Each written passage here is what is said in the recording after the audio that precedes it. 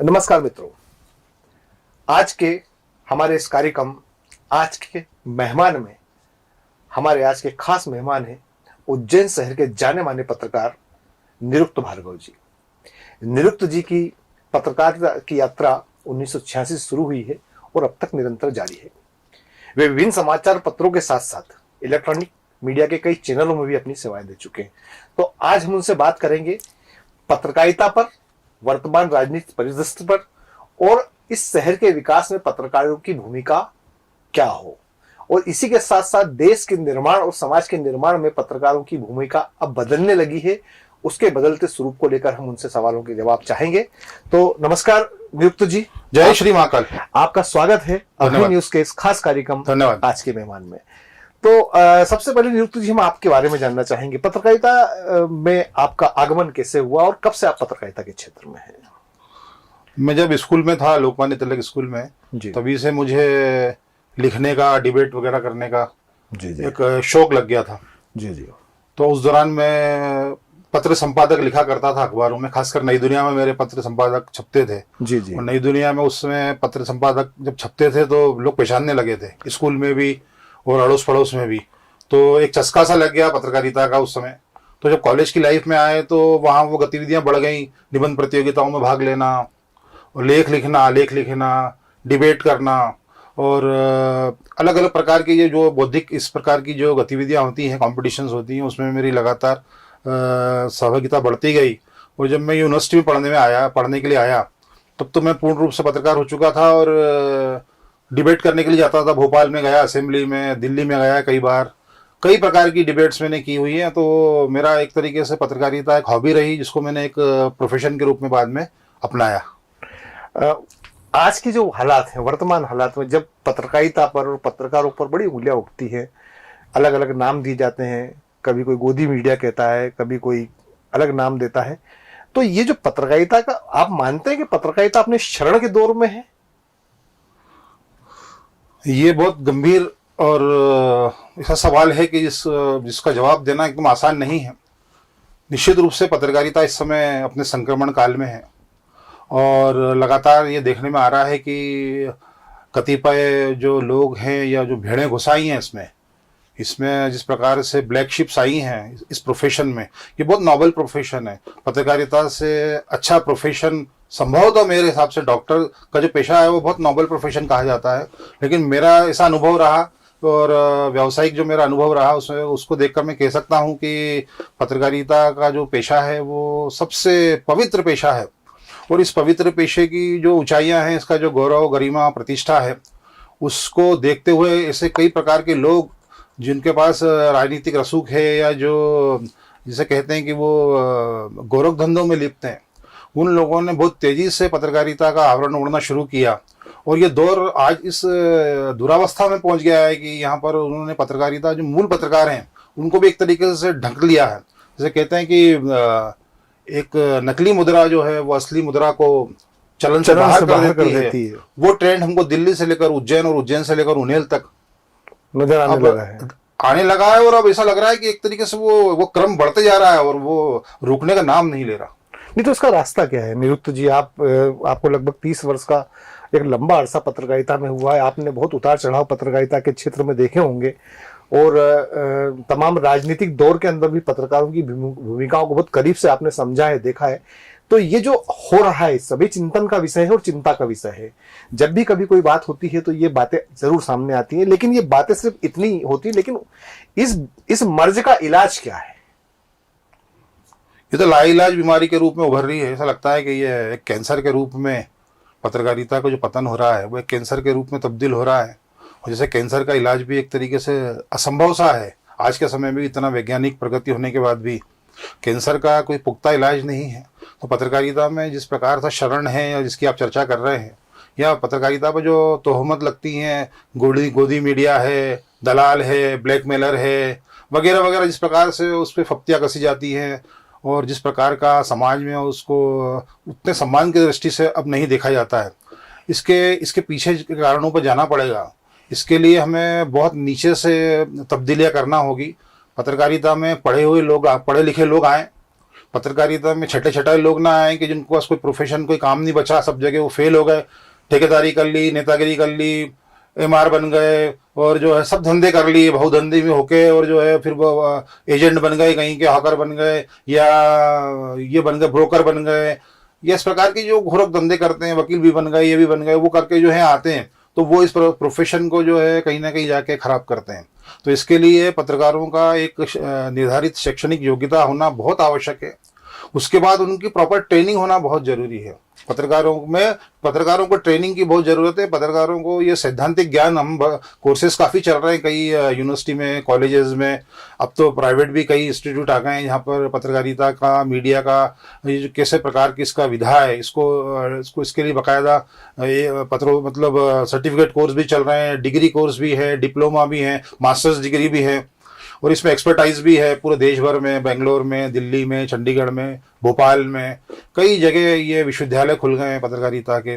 लेकिन इसको, पत्रकारिता को आपको करना है मीडिया के क्षेत्रों में, तो सबसे ज़्यादा प्रैक्टिकल अनुभव इसमें बहुत ज़रूरी है। इसलिए समय समय पर उसको प्रैक्टिकल नॉलेज पत्रकार को लेना बहुत आवश्यक है। वो चाहे वो टेक्निकल नॉलेज हो, चाहे वो विज्ञापन से संबंधित नॉलेज हो, चाहे वो प्रेजेंटेशन से संबंधित नॉलेज हो, चाहे वो इंटरव्यू करने से संबंधित नॉलेज हो, हर प्रकार की जो पत्रकारिता की अलग अलग विधाएं हैं, उसका हर पत्रकार को, जरूरी नहीं है कि नया पत्रकार आए उसी को, पत्रकारिता में लंबे समय तक, बोले वो 60 साल का हो जाए, 50 साल का हो जाए, पत्रकार जो है वो हमेशा एक तरीके से प्रशिक्षु पत्रकार रहता है, वो छात्र ही रहता है, और उसको हमेशा सीखने का, कंप्यूटर सीखने का, और नई नई ये जो गजेट्स आ गए हैं इनका कैसे इस्तेमाल करना और कैसे आगे बढ़ना, और दक्षता को प्राप्त करते हुए अपने उत्कृष्ट कार्य के लिए की तरफ जाना, ये बहुत जरूरी है। और इसके साथ ही पत्रकार जो है वो अपने मूल पेशे पर ही कंसंट्रेशन करे, वो अन्य कामों में न लगे। वो जो भेड़चाल होती है कि मैं जो है 5 साल में कार लिया हूँ, और मेरा बंगला हो, और बैंक बैलेंस हो, और हर साल में जो है फॉरेन ट्रिप पे जाऊँ, और नए नए शौक, हर 5वें दिन में होटल जाऊँ, और ये जिस प्रकार की एक अंदर दौड़ शुरू हुई है पैसा कमाने की, इसके लिए हम जो है गलत कामों में लग जाते हैं, और वो स्वभावतः भी होता है, और कई अकस्मात भी होता है कि पत्रकार जो हैं वो कुछ गलत राह पे चले जाते हैं। तो उसको रोकने के लिए पत्रकार को स्वयं की अपनी ऐसे कहते हैं कि लक्ष्मण रेखा स्वयं को अपनी खींचनी होगी। और उसके साथ ही हम जो हम जैसे आप हैं और अन्य हमारे पत्रकार साथी काफ़ी बड़ी संख्या में यहाँ उज्जैन में प्रतिष्ठित पत्रकार हैं, अनुभवी पत्रकार हैं, जिनका बहुत रसूख है उज्जैन में, वो पत्रकार आपस में एक दूसरे को पहचाने और एक दूसरे का सहयोग करें, और एक ऐसे प्लेटफॉर्म पे आए जहाँ पर अच्छे पत्रकारों का, अच्छी पत्रकारिता का सम्मान हो और उसको बढ़ावा मिले। ये ऐसा करने से शायद हम शहर का भी भला कर पाएंगे, समाज का भी भला कर पाएंगे। नहीं, आपने कहा कि पत्रकार अब जो है वो बहुधंधों में भी उतर रहे हैं। हाँ। इसमें बुराई क्या है? अगर मान लो कोई पत्रकार है, अगर वो एक छोटा सा होटल खोल लेता है, पत्रकारिता में कितना अर्थ आता है ये आप और हमसे बेहतर कोई समझ नहीं सकता। लेकिन अगर मान लो वो साइड कोई बिजनेस कर लेता है और पत्रकारिता को प्रोफेशन नहीं पैशन मानते हुए रहता है, इसमें बुराई क्या है? कोई बुराई नहीं है, बिल्कुल बुराई नहीं है। पत्रकार, सबसे पहले पत्रकार को अपना आर्थिक जीवन मजबूत करने की बहुत ज़रूरत है, क्योंकि पत्रकारिता का जो नौकरी है वो बहुत अनिश्चितताओं से भरी हुई है। उसकी कोई किसी प्रकार की सिक्योरिटी, सेफ्टी, किसी प्रकार की उसकी मजबूती नहीं होती है। जिस संस्था में वहाँ काम करता है उसमें कितनी तनख्वाह मिलती हैं, कब मिलती हैं, प्रमोशन कैसे मिलते हैं, इंक्रीमेंट कैसे लगते हैं, ये सब जानते हैं। तो पत्रकारिता को करना और बहुत जज्बे से करना ये असंभव कार्य है, लगातार करना है असंभव काम है, बहुत दुष्कर कार्य है। ये जो मिशन वाला आप बात कर रहे हैं, ये मिशन को रखते हुए पत्रकारिता करना बहुत अच्छी बात है। और इसके लिए एक पत्रकार को सबसे पहले अपना आर्थिक पक्ष मजबूत करना चाहिए। आर्थिक पक्ष को मजबूत करने के लिए उसको सहायक रूप में अन्य कार्य भी करना चाहिए। वो चाहे अपना पब्लिकेशन निकाले, चाहे वो किसी भी अन्य प्रोफेशन में LIC में जाके या कुछ करे। मैं जो अब बात कर रहा था, मैं उनसे आपको बात कर रहा था कि सट्टे वाले, जुए वाले, नेता, वकील, आदतन अपराधी, और जो है शराब वाले, और बिल्डर, होटलर्स, ये जो करते हैं, जो मालूम है मेरे शहर के, वो जो पत्रकारिता में आते हैं, मैं उनके तरफ आपका इशारा कर रहा हूं। मैं मूल पत्रकार, हर पत्रकार चाहेगा कि उसके परिवार में अच्छा उसका जो है लालन पालन हो, उनका परिवार अच्छे से चले, घर में शांति हो। घर में शांति चाहिए तो आर्थिक स्थिति बहुत मजबूत चाहिए। बच्चे बच्ची हैं तो उनको पढ़ाओगे कहाँ? वो अच्छे स्कूलों में पढ़ें, और तरक्की करें, फॉरेन में जाके पढ़ाई करें और अच्छी एक लाइफ जिए, वो तो हर व्यक्ति चाहता है, उसमें कोई गलत अच्छा निरुक्त, ये बताइए कि अभी अब हम लोग सूचना क्रांति के युग में जी रहे हैं इस समय। हाँ। मैं समझता हूँ सबसे ज्यादा इस समय बड़ा आसान सा हो गया है, सूचनाओं के आदान प्रदान, इंटरनेट की दुनिया है और तमाम तरह की सारी चीजें 4G 5G पे हम लोग जा रहे हैं धीरे धीरे। इसके फायदे और नुकसान क्या हुए सूचना क्रांति के इस दौर में? सूचनाओं का जो दौर है उसमें जो मूल सूचनाएं या खबरें हैं वो तो कहीं पीछे रह जाती हैं। अब तो मैनिपुलेटेड सूचनाएं चलती है या मैनिपुलेटेड वीडियोस चलते हैं, तो इसका पत्रकारिता को कितना नुकसान हो रहा है इसके अंदर? या आपके और हमारे जैसे पत्रकार या बहुत सारे जो जर्नलिस्ट हैं वो इसके फायदे के साथ साथ आप जरा हमका इसके नुकसान की तरफ भी जरा इंगित करें इसको लेकर। इसका नुकसान सिर्फ इतना ही है कि ये अपुष्ट होते हैं और अविश्वसनीय होते हैं और इसका कोई चैलेंज नहीं किया जा सकता, इसलिए इनको देखना तो आवश्यक है और जितना काम की चीज़ है उसको लेकर मनन करना और उसको अपना इस्तेमाल करना अपने अपने कार्य क्षेत्र में, वहाँ तक तो ये ठीक है, लेकिन इस पर डिपेंड हो जाना और इसी को सत्य मान लेना ये बड़ा घातक है। नहीं तो ऐसा कहा भाई, जब एक दौर आया था जब प्रिंट मीडिया जब हुआ करता था, आज भी है प्रिंट मीडिया तो रहने वाला है, तो जब रेडियो का दौर आया तो लोगों ने कहा कि अखबार अब जो है वो उसका असर सीधा अखबारों पे पड़ने वाला है, अखबार निरंतर जारी रहे। फिर टेलीविजन का दौर आया, फिर भी यही कहा जाता था कि अब टेलीविजन का दौर आ गया है, अब अखबार नहीं पढ़े जाएंगे, अखबार बंद हो जाएंगे। और अब एक बार फिर वही कहानी को हम लोग मुंह से सुन रहे हैं कई लोगों के साथ, अब तो डिजिटल क्रांति का समय आ चुका है और अब प्रिंट मीडिया जो है वो प्रिंट मीडिया खतरे में है। चूंकि आप प्रिंट मीडिया से हैं, मैं डिजिटल मीडिया से हूं, तो आप इसको रेखांकित करेंगे क्या वास्तव में डिजिटल मीडिया कहीं प्रिंट मीडिया के लिए खतरा है या जबरदस्ती की बातें चल रही हैं बस? ये डरने वाले लोगों, जो डरते हैं लोग कंपटीशन से, वो उस तरीके की कोरी कल्पना करते हैं, अफवाह फैलाते हैं। डिजिटल मीडिया जो है वो हमारा सहोदर भाई है। जब आज से 25-30 साल पहले 1980 के दशक में जब दूरदर्शन वगैरह शुरू हुआ था, जिसमें 1 या 2 घंटे के कार्यक्रम आते थे, उस समय हमारे जो सीनियर्स थे उस समय के, हम तो शेषावस्था में थे उस समय पत्रकारिता के, तो उस समय गोष्ठियाँ होती थी इन बातों को कि जो है इलेक्ट्रॉनिक मीडिया बहुत तेजी से उभर रहा है, ये प्रिंट मीडिया को खा जाएगा, प्रिंट मीडिया जो है वो पारंपरिक मीडिया है उसको वो खा जाएगा, उसको डिफीट कर देगा, उसके हितों को जो है बहुत ज़बरदस्त तरीके से जो है प्रभावित करेगा। ये सब कोरी कल्पनाएं थी। समय निकलने के बाद हमने देखा कि पत्रकारिता, प्रिंट मीडिया बहुत तेजी से उसका विस्तार हुआ, विकास हुआ। अखबारों को जो है ब्लैक एंड वाइट आते थे, 8-8 पेज के आते थे, और जो है वो डाक एडिशन आते थे, 7-8 पेज छप जाते थे। अब जो है वो 2-2, 3-3 बजे तक छप रहे हैं। उज्जैन में तमाम अखबार छप रहे हैं, कलर आ रहे हैं, 16-16 पेज, 20-20 पेज के पेपर आ रहे हैं, 3-3 रुपए में मिल रहे हैं। उज्जैन में 6 स्थानीय पेज, उज्जैन शहर को 6-6 पेज मिल रहे हैं। जो पहले 1 पेज भी नहीं मिलता था, वो भी ब्लैक एंड व्हाइट आता था, फोटो नहीं छपते थे, इक्का दुक्का फोटो छपते थे 25-30-35 साल पहले। उसका जब टेक्नोलॉजी का विस्तार हुआ, जैसे अत्याधुनिक साधन संसाधन आए और ये डिजिटल टेक्नोलॉजी आई, फास्ट मीडियम आए ट्रांसपोर्टेशन के और टेक्नोलॉजी के, इसके साथ जो है पूरा मीडिया क्षेत्र का बहुत व्यापक विस्तार हुआ। इस व्यापक विस्तार के साथ पहले हमने जो देखा कि वो इलेक्ट्रॉनिक मीडिया आया, इलेक्ट्रॉनिक मीडिया भी जो है 24 घंटे का हो गया, और अब तो हिंदी, इंग्लिश, मराठी और गुजराती और तमाम क्षेत्रीय भाषाओं के भी तमाम चैनल चल रहे हैं। भारत में राष्ट्रीय स्तर के भी तमाम चैनल चल रहे हैं। उसके बाद जो है ये तीसरा मीडिया आ गया, इसको कहते हैं न्यू मीडिया, इसको वैकल्पिक मीडिया भी कहा जाता है। तो ये डिजिटल मीडिया आया है, इसने पत्रकारिता के क्षेत्र में नए आयाम स्थापित किए हैं।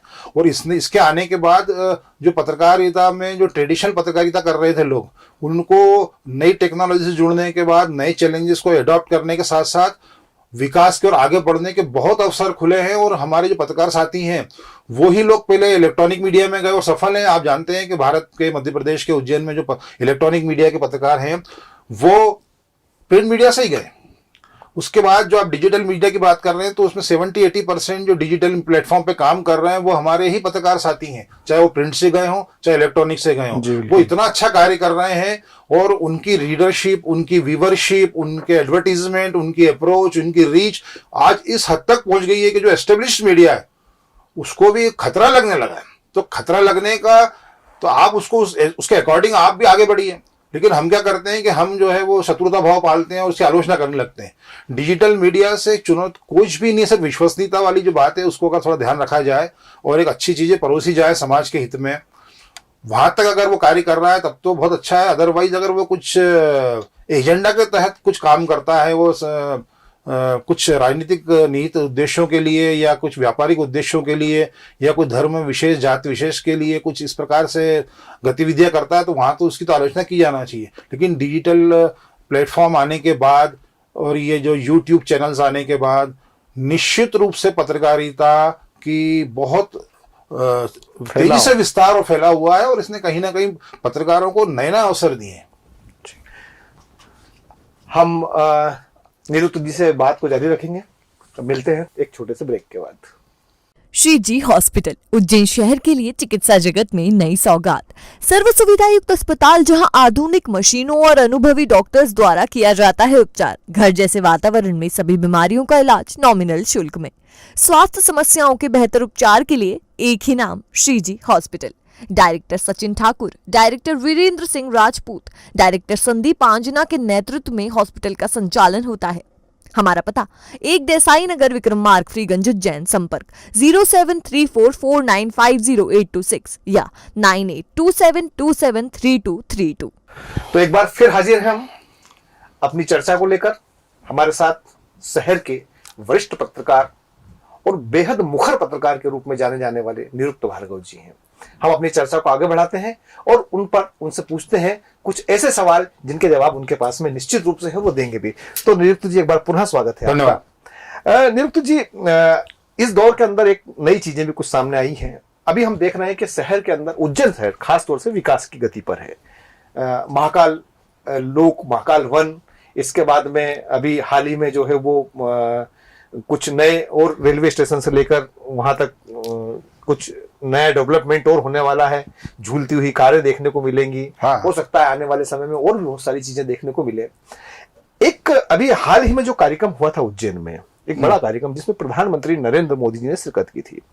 एक इंसिडेंट मुझे याद आता है कि उसमें शहर के बाहर के लगभग 200 पत्रकारों को बुलाया गया था इस पूरे कार्यक्रम को, इस पूरे आयोजन को कवर करने के लिए, जिसमें देश की तमाम मीडिया संस्थान, बड़े बड़े चैनल के लोग भी आए थे। लेकिन एक बात जो नोटिस में आई है वो ये कि जो स्थानीय पत्रकार था उसे वो सम्मान नहीं मिला जिसका वो हकदार था, या उसको कवरेज करने के लिए वो स्थान मुहैया सरकार ने, प्रशासन ने, या यूं कहा जाए कि हमारे यहाँ के जो संगठन हैं वो भी नहीं करवा पाए। क्या कारण मानते हैं? जो महाकाल लोक का लोकार्पण की आप चर्चा कर रहे हैं, फेज 1 की जी, 11 अक्टूबर को प्रधानमंत्री जी आए थे और काफ़ी हल्ला मचाया था। सरकार ने उसका श्रेय लेने का, राजनीतिक श्रेय लेने का बहुत ढिंडोरा पीटा पूरे देश में। करोड़ों रुपए खर्च करके उसकी ब्रांडिंग की गई। अच्छी बात है, वो सरकार का अपने निर्णय होते हैं, लेकिन पूरा काम तो मीडिया के थ्रू ही किया गया। और सबसे महत्वपूर्ण भूमिका उज्जैन के पत्रकारों की थी। वो लगातार जब से कार्य शुरू हुए थे, डे 1 से उज्जैन के पत्रकार लगातार, चाहे वो किसी भी फील्ड के हों, इलेक्ट्रॉनिक के हों, प्रिंट के हों, डिजिटल के हों, वो लगातार उन सब चीज़ों को कवर कर रहे थे जो उस परियोजना का हिस्सा थी।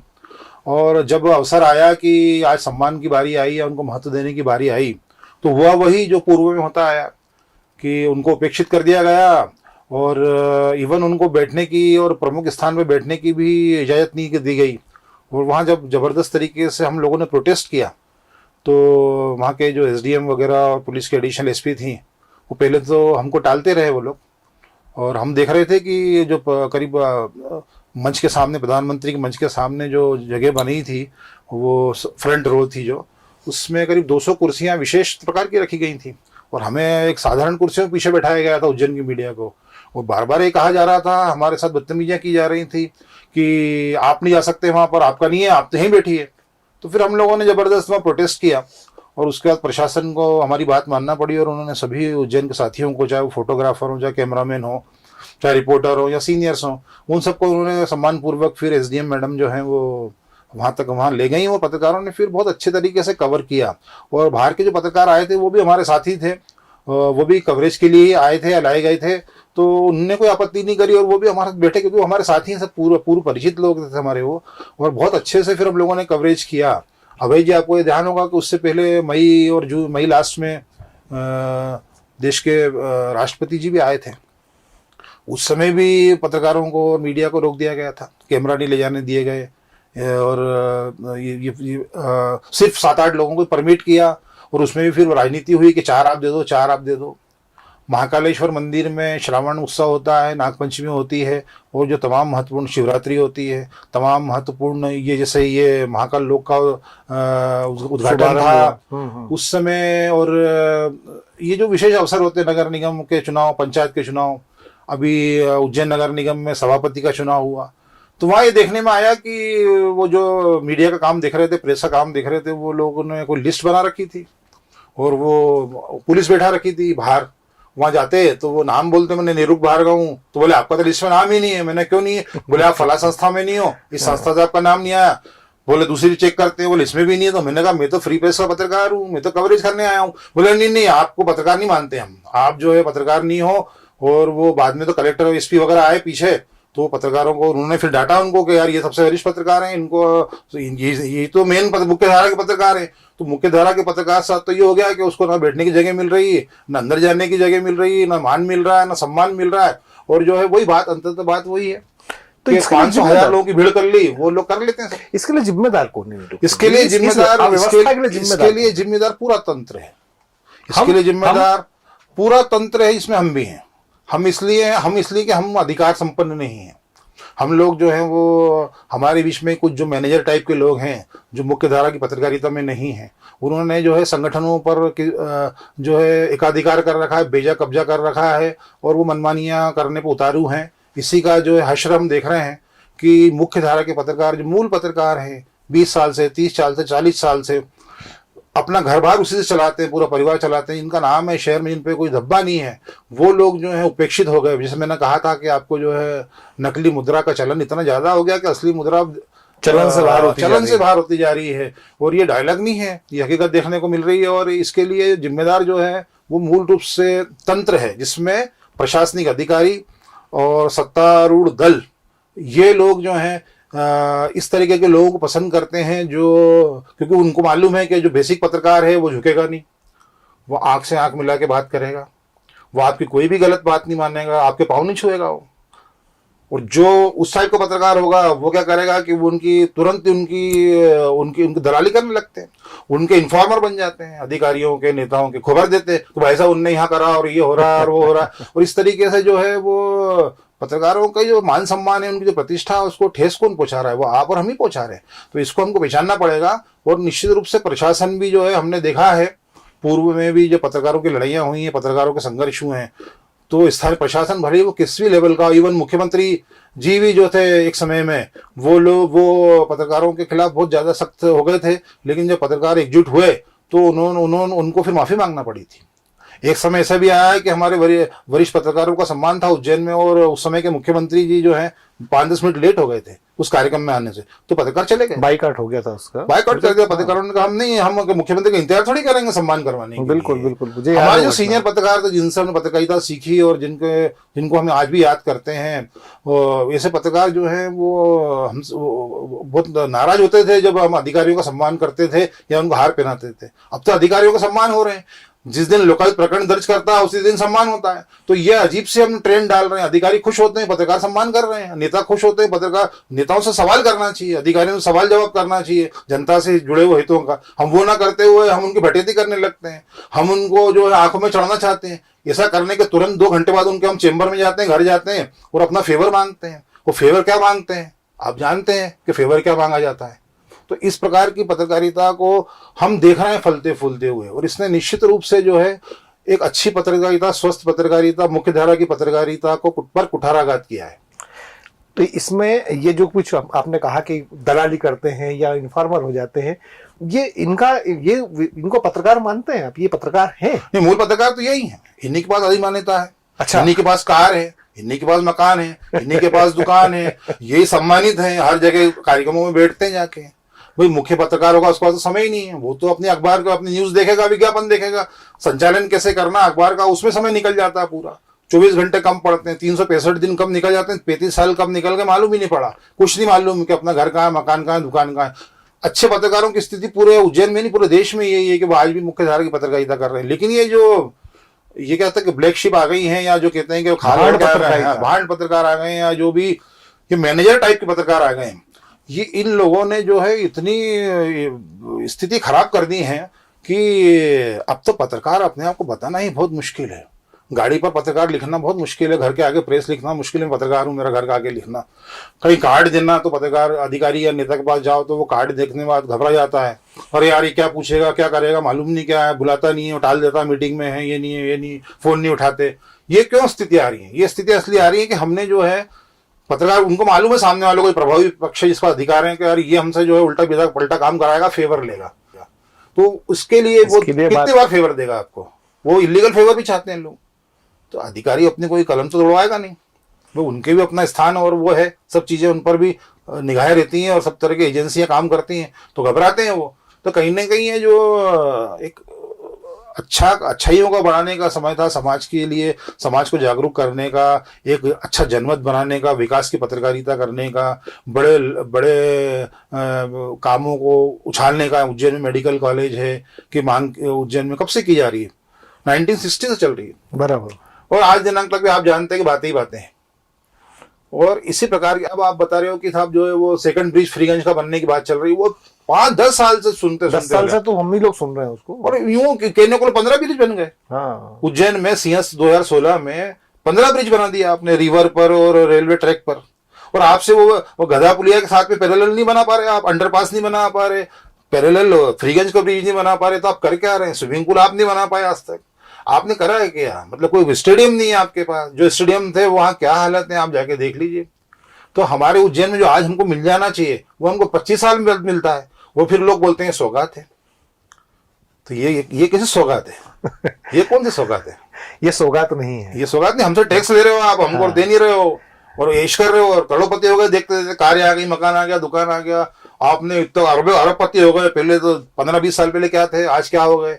तो ये कहां से आ गया पैसा आपके पास अचानक? एकदम आपने बहुत मेहनत कर ली, आपको लक्ष्मी बहुत प्रसन्न है आपसे, खजाना वजाना आपने कहीं लूट लिया या ढूंढ लिया, घर मकान खुदाई में मिल गया आपको, सपना आ गया आपको, कुछ होगा, लॉटरी खुल गई, क्या हुआ है?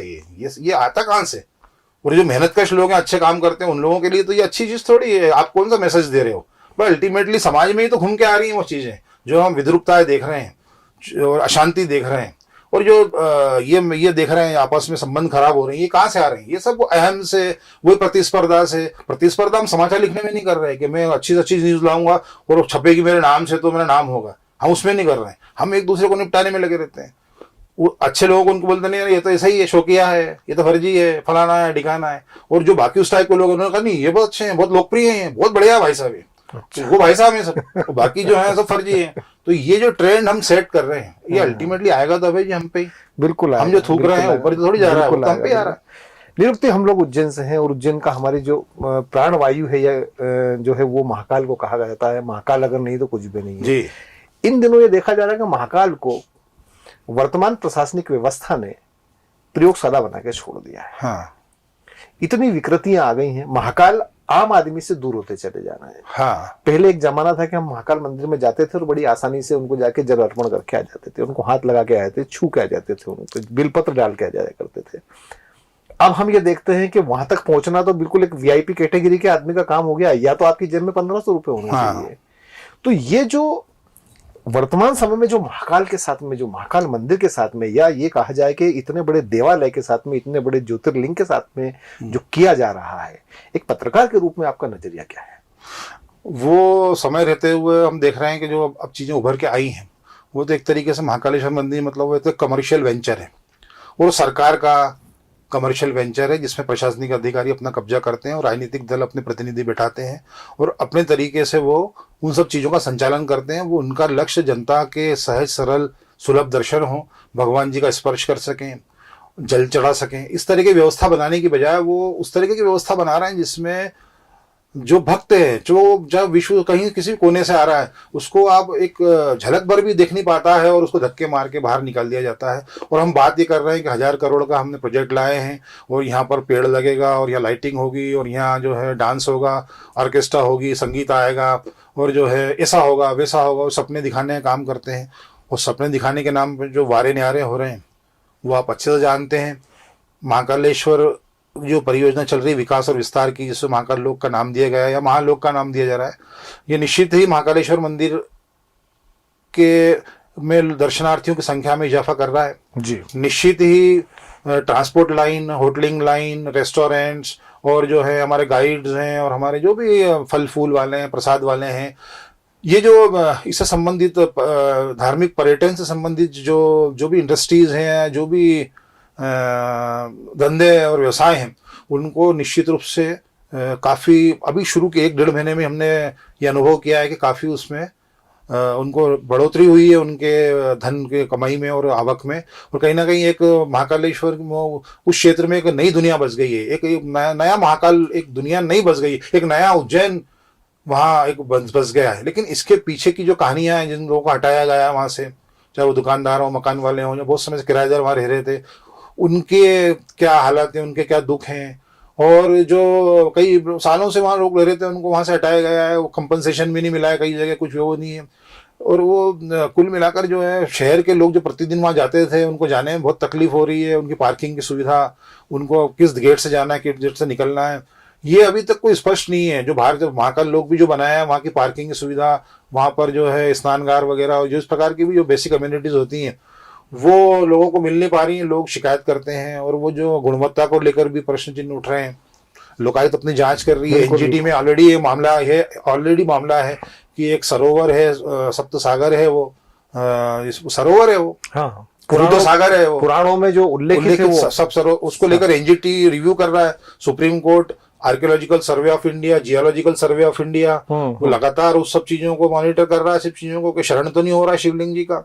उस प्रकार की सब चीजें चल रही है। लेकिन वहां पर जो भक्त जाते हैं वो उनकी संख्या में बहुत इजाफा हो रहा है। और अभय जी ये कहने में कोई गुरेज नहीं करना चाहिए कि उज्जैन में जो स्पंदन आप देख रहे हैं जी जीवन का, जी, चाहे वो कमर्शियल हो चाहे आर्थिक हो, वो कहीं ना कहीं बाबा महाकाल की कार्यकृपा से ही हो रहा है। बिल्कुल बिल्कुल बिल्कुल, इसमें कोई दो राय नहीं है कि जो भी स्पंदन है या जो भी प्राणवायु है वो महाकाल की वजह से ही है।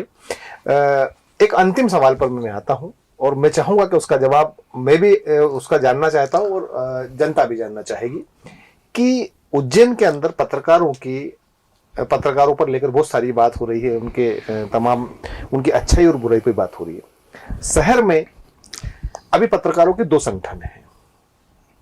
ये दोनों संगठन अपने अपने लेवल पर पत्रकारों के हक में कितना काम कर रहे हैं और कितना नहीं कर पा रहे हैं और इनको क्या करना चाहिए, इन तमाम पूरक प्रश्नों के जवाब मुझे आपसे चाहिए। और मैं जानता हूं कि निरुक्त भार्गव एक ऐसे पत्रकार हैं जो बिल्कुल निर्भीक होकर इसके जवाब दे सकते हैं।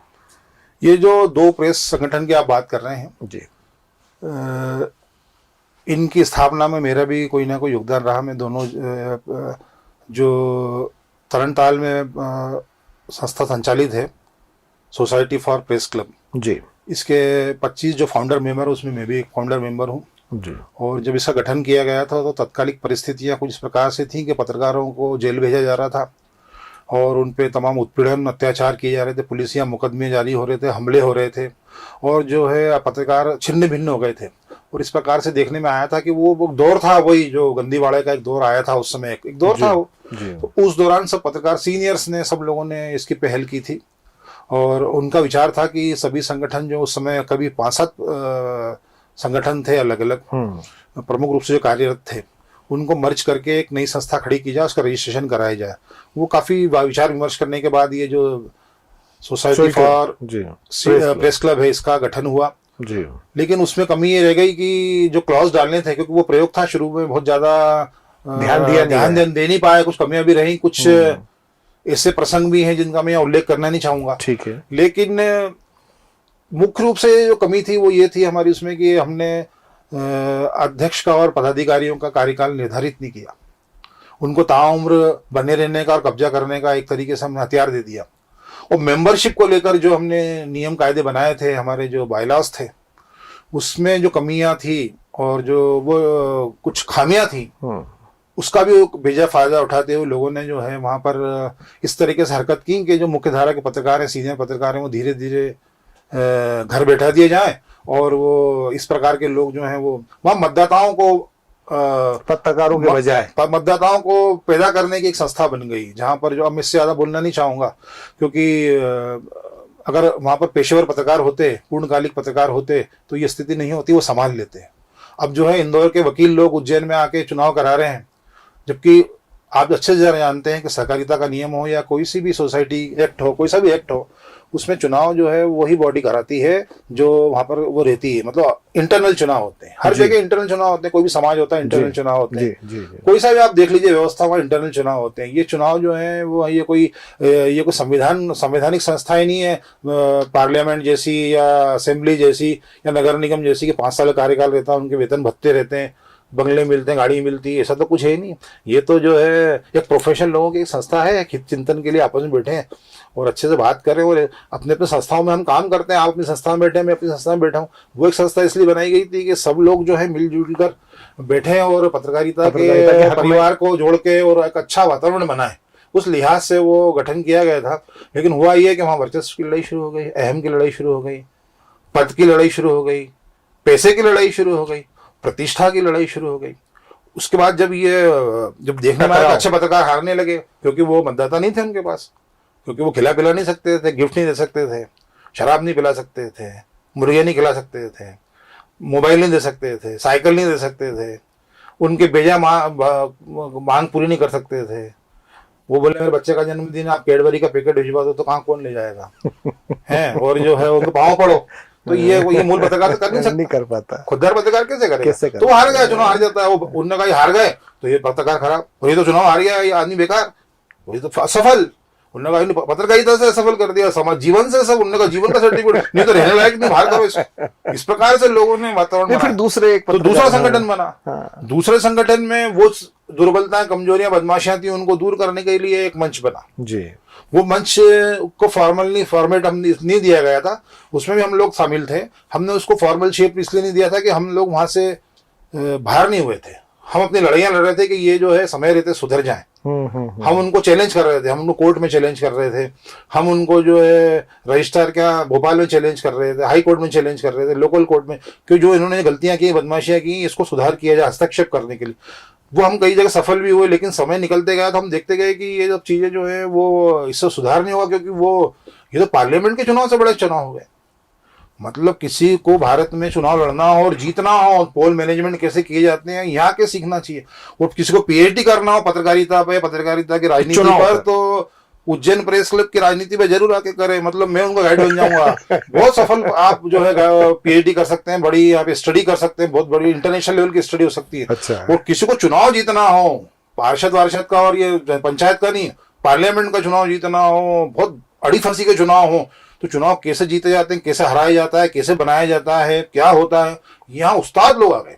तो ये यहाँ उस्तादों का कब्जे हो गए। सेकंड संस्था में ने अपने आप को रजिस्टर्ड नहीं करा, लेकिन एक्टिविटीज चलाते रही वो। लेकिन उसकी एक्टिविटीज इस लेवल की हो गई कि पहली वाली पार्टी को बुरा लगने लगा और उन्होंने कहा तो ये तो उन्होंने निकाल बाहर किया। तो वो सब चीजें भी पेंडिंग है कोर्टों में। लेकिन वहां पर भी क्या हुआ, आपने कोई शिकायत कर रखी न्यायालय में? नहीं, मैंने नहीं करी, अन्य लोगों ने की। मैंने तो यहाँ कलेक्टर का शिकायत कर रखी है। अच्छा अच्छा अच्छा। हम लोग न्यायालय में गए थे, वो हमको जब मेंबरशिप नहीं मानी उन्होंने, हम गए थे। मैं तो नहीं गया, हमारे साथी गए थे, तो वो पेंडिंग है। फिर दूसरा संगठन जो है बाद में ये देखने आया है कि वो भी एकाधिकारवाद की तरफ चलने लगा, और वहां पर भी वही सब चीजें आने लगी। वही वहां जिनको मेंबर नहीं बनाया वो इधर आ गए। वो सबने वो क्या करा, हर व्यक्ति को फीते बांटना शुरू कर दिए, हर आदमी फीते। मैं जिस संस्था में काम करता हूँ वो परिचय पत्र मेरे पास नहीं है, वो मेरे पास उसका फीता नहीं है, लेकिन वो क्योंकि वो संस्था तो वो संस्था को देगी। तो वो ऐसी संस्था कितनी उज्जैन में 100 जनसंपर्क में 100 या 150 लोग रजिस्टर्ड है संस्था। बिल्कुल बिल्कुल। आज उज्जैन में 1000 पत्रकारों के पास फीते हैं। तो फीते देने के खेल शुरू हो गए।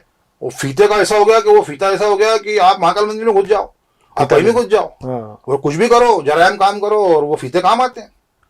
और वो गलत काम करने वालों को प्रोटेक्शन 2 बजे भी निकल जाओ तो कोई फीते की वजह से रोकेगा नहीं, आप कहीं नहीं रोकेगा। और आप बिना उसके जाओगे तो आप बोलेगा भैया कायम है, तो अपन उनको दिखाओ कि हम अधिमान्य पत्रकार है, राज्य स्तरीय। बोले ये क्या होता है? अच्छा, फीता नहीं है आपके पास।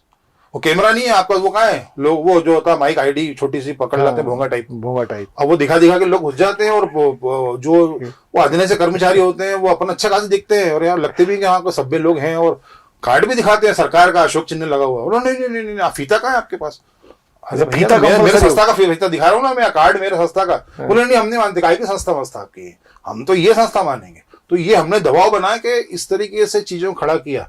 तो वो सब चीजें और कमजोरियां मेरे को ऐसा अनुभव हुआ, मेरे को नहीं, मेरे साथी, कई साथी ऐसे हैं कि वहां पर भी हम उन्हीं चीजों से अब ग्रसित हो रहे हैं। तो फिर हम न्यूट्रल हो गए, हम 1.5-2 साल से हमने अपने आप को दूर कर लिया। तो निरुक्त जी, ये तो आप बाहर हो गए, मतलब आपने मतलब ये मान लिया कि अभी चीजें सुधर नहीं सकती। हाँ। क्या जब आपने बताया कि एक समय ऐसा था कि शहर में, मैं भी चूंकि 30 से 32 साल मुझे भी पत्रकारिता के क्षेत्र में हो गए हैं, कई संगठनों में भी रहा हूं, बराबर। तो हमने ये देखा है कि जब ये लगा कि पत्रकारों में फूट पड़ने लगी, पत्रकार अलग अलग दिशाओं में जा रहे हैं, तो सारे वरिष्ठों ने मिलकर तमाम जो संगठन थे उनको एक बैनर के तले ले आए, एक झंडे के तले लेके आ गए। आज 2 संगठन फिर हैं, स्थितियां वहीं की वहीं है। फिर तीसरे संगठन की चर्चा इन दिनों में सुनने में आ रही है कि तीसरा संगठन भी जो है वो अस्तित्व में आने वाला है, आ गया है, आ चुका है। अच्छा, आ चुका है। अच्छा, मुझे पता नहीं था, बता दें कौन ला रहा है? ब्रेकिंग खबर दे रहा हूँ। अच्छा, आप ब्रेकिंग दे रहे हैं, बता दीजिए। चलिए, मेरे चैनल के माध्यम से लोगों को पता चल जाएगा। मैंने आपसे कहा कि जो 15 साल पहले की स्थितियां थी, 2005, 2006, 2007 जी, कमोबेश उससे ज्यादा वातावरण अभी खराब है जी। और ये कहीं ना कहीं जाके वो मूल पत्रकार ही प्रभावित हो रहे हैं। तो जो फील्ड में रहते हैं पत्रकार, चाहे वो हमारे कैमरामैन हो, रिपोर्टर हो, नए पत्रकार हैं, जूनियर पत्रकार हैं, सीनियर पत्रकार हैं, संपादक हैं, मालिक हैं, प्रकाशक हैं, मुद्रक हैं, ब्यूरो चीफ है, इस स्तर के जो एक जैसी राय रखने वाले लोग हैं, जिसे कहते हैं एक ही राय, वैचारिक रूप से उनकी काफ़ी उनमें इक्विलिब्रियम रहता है, और रेजोनेंस मेंटेन करते हैं, फ्रीक्वेंसी मेंटेन करते हैं। उन लोगों ने जब वो प्रेस कॉन्फ्रेंस में मिलते थे या किसी कार्यक्रम में मिलते थे, दुख सुख के में आना जाना होता था, तो 1.5 कोरोना काल के बाद खासकर वो बहुत इस तरीके की चीज़ें देखने में आई थी पत्रकारों को संबंधित भी। उसके बाद जब लगातार मिलते थे, पिछले 1.5 साल से 2 साल से 6 महीने से लगातार मिलते हैं पत्रकार साथी, फील्ड में जो रहते हैं, बैठक भी करते हैं, मिलते भी। तो उन्होंने ये कहा कि यार हमको अब इस तरीके का फॉर्मेट लाना पड़ेगा जो अभी तक जो प्रयोग हुए हैं 2 बार, उनसे कुछ हटके हो, थोड़ा मतलब इसमें बंदिशें हो। तो इन जो सैद्धांतिक बातें थी जो बहुत जरूरी थी, बहुत शुरुआत में संस्था को रजिस्टर्ड कराने के समय जो बायलाज बनते हैं उसमें इन चीज़ों का प्रावधान करना निहायत आवश्यक होता है, क्योंकि उसी के आधार पर फिर चुनाव होते हैं और वो हर 1-2 साल 5 साल में बॉडी आती है, वो चलती है। तो उन सब चीज़ों को ध्यान रखते हुए, सुधार करते हुए एक तीसरा संगठन खड़ा होने की बिल्कुल अब स्थिति में है। और वो जो है उज्जैन शहर के जो प्रमुख पत्रकार हैं, चुनिंदा पत्रकार है, क्योंकि मूल पत्रकार तो आज भी 40-50 ही हैं। निरुक्त जी की क्या भूमिका है? मेरी भूमिका उसमें संस्थापक सदस्य की रहेगी, साधारण सदस्य की रहेगी। अच्छा। मैं उसमें कोई पद लेने का अभिलाषी नहीं हूँ, और उसमें अधिकांश लोग जो जिनको पद देने की बात चल रही है वो भी पद के अभिलाषी नहीं है, लेकिन उनका सबका मंतव्य सिर्फ सबका एक है कि हम 25-40 लोग ही पत्रकार एकजुट हों।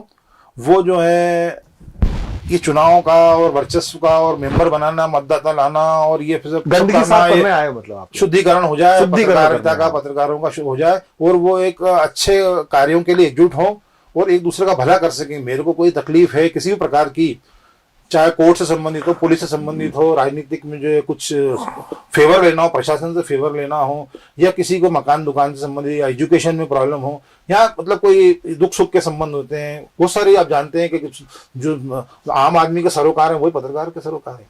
उन सरोकारों में हम सहभागी बन सकें, इस प्रकार की एक अच्छी भावना लेकर, पवित्र उद्देश्य लेकर कुछ पत्रकारों ने 25 पत्रकारों ने पहल की है और वो एक फॉर्मेट तैयार किया है। वो प्रक्रिया जो है वो बहुत तेजी से चल रही है, अंतिम चरणों में है। और 16 नवंबर जो नेशनल प्रेस डे, भारतीय पत्रकारिता दिवस, जी। उसको उन्होंने अपना फाउंडेशन डे घोषित किया है। और उन्होंने ये निर्णय भी लिया है कि उनका जो कार्यकाल रहेगा वो 1 जनवरी से 31 दिसंबर तक रहेगा। अच्छा, मतलब कार्यकाल 1 साल का रहेगा। जो भी बॉडी आएगी वो 1 साल के लिए आएगी। उस बॉडी को 1 साल का एक्सटेंशन मिल सकता है अधिकतम, लेकिन 2 साल के बाद वो बॉडी नहीं आएगी। चलिए, हमारी शुभकामनाएं आपके साथ हैं कि आप अच्छा काम करें जी। और एक पत्रकार के रूप में हम आपको जानते हैं कि आप जिम्मेदार पत्रकार हैं। पूरी टीम का स्वागत है। तमाम मुद्दों को लेकर आपने बहुत साफ गोई के साथ बात की। अगले बार हम फिर चाहेंगे कि आप किसी डिबेट के अंदर वापस से हमारे स्टूडियो के अंदर हाजिर हो। तो ये थे हमारे साथी वरिष्ठ पत्रकार निरुक्त भार्गव जी, जिन्होंने तमाम सवालों के जवाब बड़ी साफ गोई से दिए, पूरी निर्भीकता से दिए। अगली बार हम फिर किसी नए मेहमान के साथ हाजिर होंगे। तब तक के लिए मुझे आज्ञा दीजिए। जय श्री महाकाल। जय श्री महाकाल। धन्यवाद।